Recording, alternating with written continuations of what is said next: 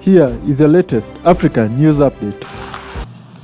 Mr. President, Secretary General, Your Excellencies, it should not be lost on anyone that the minerals on which the world depends to move industry and manufacturing are mostly available in Africa.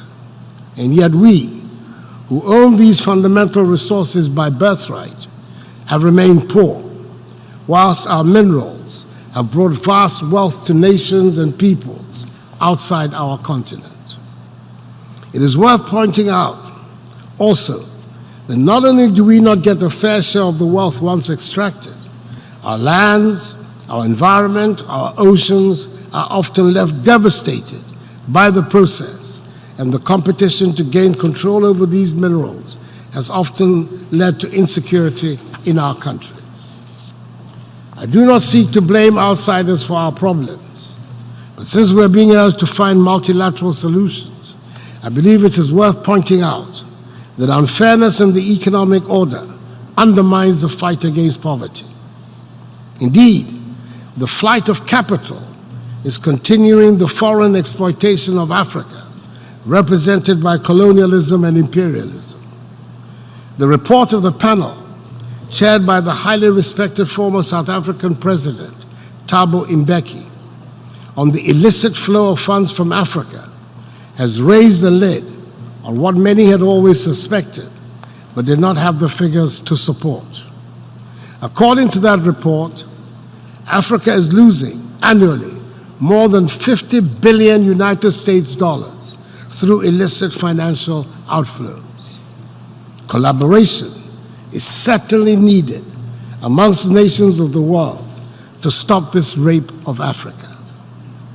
The African Continental Free Trade Area, which recently came into effect, and whose secretariat Ghana has the honor of hosting, is a major collective effort by Africa to get to grips with mastery of her own development.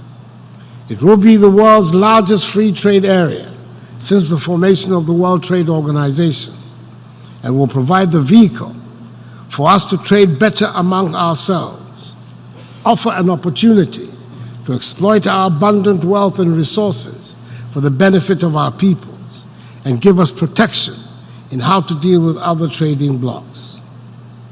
Mr. President, the fight to eradicate poverty is instinctively linked to quality education, the second part of the problems identified for special attention during this General Assembly meeting. Wherever quality education is available, there's usually prosperity. Throughout the ages, education has been the most equitable source of providing opportunities and has provided the fastest and most reliable route out of poverty. The image that has stayed with me since I was 25 years old, and which still brings me true awe and wonder, is that picture of the Earth taken from the vantage point the astronauts had, which showed clearly the truth of the one world that we inhabit. We could try to delineate our borders more clearly. We could make clearer distinctions on the basis of color, race, language, and creed. That picture tells us the natural path is to be inclusive. This in no way is meant to paper over the many difficulties we have in our part of the world that we have to overcome, or to suggest that because some parts of the world are developed and prosperous, we can pretend all is well with us as well. In my part of the world, we do not argue over what constitutes poverty. We know it, we live with it, feel it, and it is a daily reality. As the old saying goes, birds sing not because they have answers, but because they have songs. There might not be any one answer to the theme of this 74th General Assembly, but the hope is that the discussions point us to the possibility of a new world in which collaboration between the nations and peoples is on such a scale that one can dream of and achieve a sustainably prosperous world. I thank you for your attention.